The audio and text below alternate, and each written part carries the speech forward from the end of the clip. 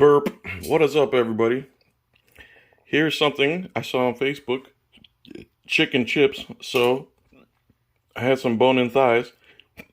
Deboned them, deskinned them, and I took the skin and put olive oil, garlic salt, and Old Bay garlic herb Old Bay.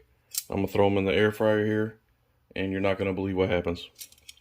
Alrighty, here they are, about 5 minutes in. Alrighty, here's your finished product. Chicken chips, nice and crisp and delicious. These are like chicken and pork rinds, basically, except taste 100 times better. Listen to this crunch. Just listen to it. My goodness. Wow. Wow. Thanks for watching.